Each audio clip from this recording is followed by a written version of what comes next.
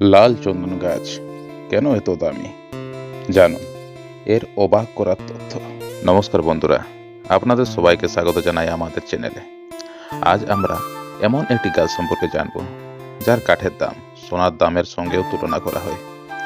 গাছটির নাম লাল চন্দন, যা ভারতের অন্যতম মূল্যবান বৃক্ষ হিসেবে পরিচিত। তাহলে চলুন জেনে নেওয়া যাক লাল চন্দন গাছের পরিচয়, ব্যবহার, বৈশিষ্ট্য এবং কেন এই গাছকে ঘিরে এত চোরাচালান হয়। লাল চন্দন একটি বিরল ও মূল্যবান বৃক্ষ। এর বৈজ্ঞানিক নাম পেট্রোকার্পাস স্যান্টালিনাস। এই গাছ মূলত ভারতের অন্ধ্রপ্রদেশ রাজ্যের শুষ্ক ও পাহাড়ি অঞ্চলে বেশি দেখা যায়। সাধারণ চন্দনের মতো এর কাঠ সুগন্ধযুক্ত নয়। এর গাঢ় লাল রঙের জন্য এটি বিশ্বজুড়ে বিখ্যাত।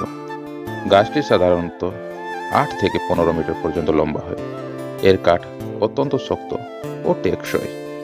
কাঠের রং গাঢ় লাল বা রক্তিম, ধীরে ধীরে বৃদ্ধি পায় এবং পরিপক্ক হতে 20 থেকে 30 বছর পর্যন্ত সময় লাগতে পারে। লাল চন্দনের কাঠ বিভিন্ন কাজে ব্যবহৃত হয়।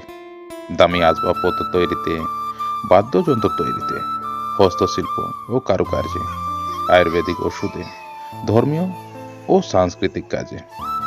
বিশেষ করে চীন এবং জাপানে এই কাঠের ব্যাপক চাহিদা রয়েছে। লাল চন্দন গাছের সংখ্যা তুলনামূলকভাবে কম এবং এটি খুব ধীরে বৃদ্ধি পায়। এছাড়া আন্তর্জাতিক বাজারে এর ব্যাপক চাহিদা রয়েছে। এই কারণে এই কাঠের দাম অত্যন্ত বেশি এবং অনেক সময় অবৈধ চোরাচালানের ঘটনাও ঘটে। অতিরিক্ত কাটাকাটি এবং চোরাচালানের কারণে লাল চন্দন বর্তমানে সংরক্ষণের আওতায় রয়েছে। অনেক এলাকায় সরকারি অনুমতি ছাড়া এই গাছ কাটা বা বিক্রি করা আইনত দণ্ডনীয়। তো বন্ধুরা, আজ আমরা জানলাম লাল চন্দন গাছ সম্পর্কে কিছু গুরুত্বপূর্ণ তথ্য। যদি ভিডিওটি ভালো লেগে থাকে তাহলে লাইক করুন, শেয়ার করুন এবং গাছপালা সম্পর্কিত আরও নতুন তথ্য পেতে আমাদের চ্যানেলটি সাবস্ক্রাইব করুন। ধন্যবাদ।